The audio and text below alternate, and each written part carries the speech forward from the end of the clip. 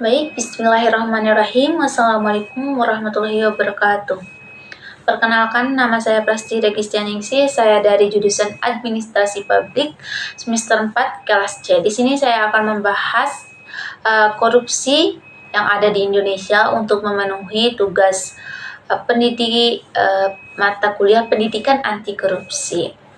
Di sini saya membahas kasus korupsi yang ada di Indonesia. Kasus korupsi ini yaitu EKTP atau KTP elektronik. Nah, pelaku utama dari kasus korupsi EKTP ini adalah Setia Novanto atau mantan DPR RI. Di sini Setia Novanto tidak korupsi sendiri, melainkan bersama sejumlah pejabat Kementerian Dalam Negeri maupun dari pihak swasta. Nah, di sini negara mengalami banyak sekali kerugian, yaitu sekitar 2,3 triliun dari total proyek 5,9 triliun. Nah, di sini saya akan membahas kenapa kasus ini bisa terjadi. Kasus ini bisa terjadi karena yang pertama, penyalahgunaan wewenang. Penyalahgunaan wewenang ini disebabkan oleh pejabat di Kementerian Dalam Negeri, termasuk Setia Novanto ini sendiri. Di sini mereka memanfaatkan posisinya untuk mengatur proyek dari pembagian keuntungan. Terus yang kedua, kurangnya transparansi dan pengawasan dalam pelaksanaan proyek, terutama pada pengadaan barang dan jasa.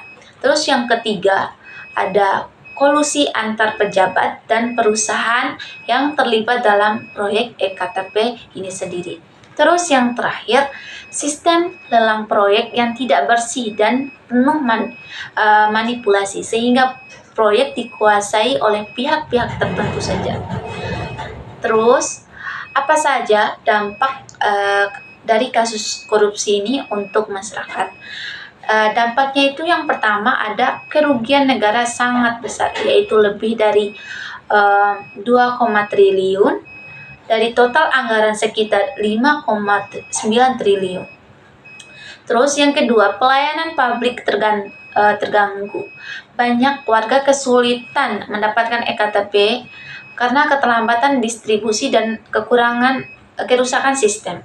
Terus ada yang ketiga, menurunkan kepercayaan masyarakat terhadap pemerintah, khususnya dalam tata kelola keuangan dan administrasi kependudukan. Terus yang terakhir, dampak yang terakhir ini yaitu menghambat program nasional yang bergantung pada data kependudukan seperti pemilu, bansos, dan BPJS. Terus apa saja yang harus dilakukan agar kasus ini tidak terjadi di masa depan menurut ide saya?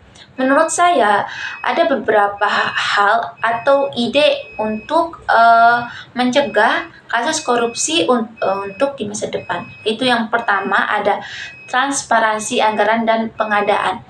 Semua proyek besar harus menggunakan sistem digital terbuka atau procurement dan dapat diawasi oleh publik, dan di sini bisa dilihat dari sistem online. Terus yang kedua, penguatan pengawasan sistem dan eksternal. Libatkan BPK, KPK, dan masyarakat sipil dalam mengawasi proyek strategis nasional, seperti contohnya EKTP ini.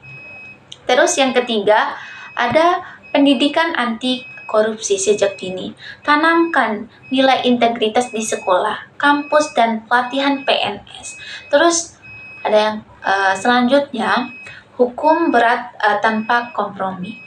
Koruptor harus dihukum maksimal, termasuk pencabutan hak politik dan penyitaan seluruh aset hasil korupsi. Di Indonesia banyak sekali kasus korupsi yang terjadi tapi tidak dihukum berat tanpa kompromi. Mereka tidak hukum yang ada di Indonesia tidak memberikan jera terhadap koruptor yang ada di Indonesia, sehingga para koruptor ini mengambil kesempatan atau mendapatkan kesempatan untuk korupsi. Nah, terus yang terakhir, penguatan teknologi dan sistem audit digital untuk meminimal peluang manipulasi data dan dokumen. Baik, mungkin itu saja penjelasan dari saya terkait dengan kasus korupsi yang ada di Indonesia, lebih tepatnya kasus korupsi eKTP ini.